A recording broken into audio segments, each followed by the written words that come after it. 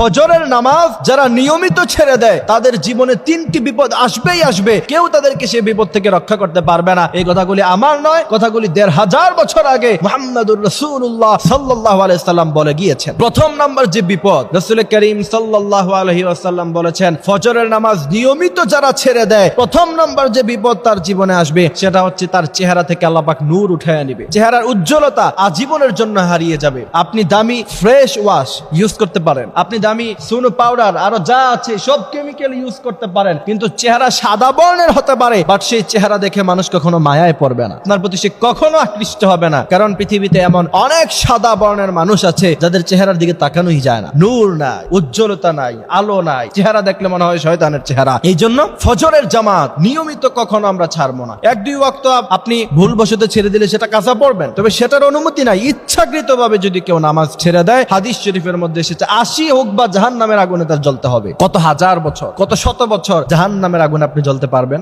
1 second, 2 second, 10 second, 1 minute আগুনের মধ্যখানে হাত দিলে বুঝতে পারবেন কলিজা ছিঁড়ে যাবে আপনার। জাহান্নামে আপনি শত বছর নিজেকে সামলিয়ে নিবেন, ভাবেন কি করে? সুতরাং ফজরের জামাত ছাড়া যাবে না, ফজরের নামাজ অবশ্যই আমাদেরকে পড়তে হবে। দ্বিতীয় নাম্বার যে বিপদ আসবে, ফজরের নামাজ যদি নিয়মিত কেউ ছেড়ে দেয় তার যৌবন নষ্ট হয়ে যাবে, তার যেই পুরুষত্ব, তার যেই শরীর ফিটনেস ঠিক থাকার কথা সেটা নষ্ট হয়ে যাবে। তৃতীয় নাম্বার বিপদ হচ্ছে অভাব এবং অনটন তার পিছনে আজীবন লেগে থাকবে। এখন অনেকে প্রশ্ন করতে পারেন যে হুজুর, আমরা সব সময় ফজরের জামাত পড়ি, ফজরের নামাজ আমরা নিয়মিত আদায় করি, কিন্তু আমাদের কাছে তো কোটি কোটি টাকা নাই। আপনি যদি মনে করেন কোটি কোটি টাকা থাকলেই আপনার জীবনে অভাব অনটন থাকলো না, তাহলে আপনি ভুলের মধ্যে আছেন। পৃথিবীতে এমন অসংখ্য ধনী মানুষের রাতের বেলা ঘুম নাই, টাকা ঋণ, হাজার হাজার কোটি টাকা ঋণ পড়ে আছে, সেই ঋণ কিভাবে দিবে? কিন্তু আপনার কাছে মনে হতে পারে সে ফেরারি গাড়ি ইউজ করে, BMW, পোরশে, তারপর দামি দামি গাড়ি ইউজ করে, তাহলে সে গরিব হয় কি করে? সে অভাবের মধ্যে থাকে কি করে? আপনার প্রয়োজন 1 লক্ষ টাকা, তার প্রয়োজন 1000 কোটি টাকা।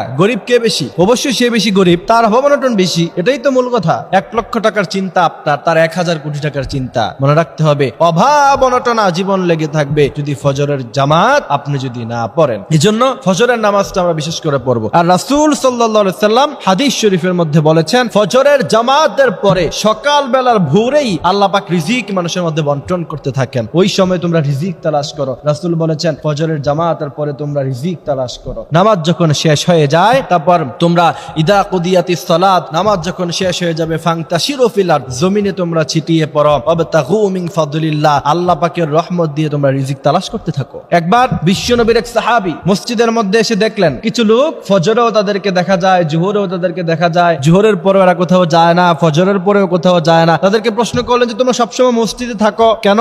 রিজিক আসে কোথা থেকে? বলে যে রিজিক কিছু মানুষ পাঠায়, খাবার পাঠায়। তো ওই সাহাবী ধমক দিয়ে মসজিদ থেকে তাদেরকে বের করে বলেছেন ইদা কুদিয়াতিস সালাত, নামাজ যখন শেষ হয়ে যাবে নিজের রিজিক নিজেই উপার্জন করো। এই জন্য প্রিয় ভাইয়েরা আমার, আল্লাহ পাক যেন ফজরের জামাত ফজরের নামাজ আমাদেরকে আদায় করার তৌফিক দান করে, আমিন।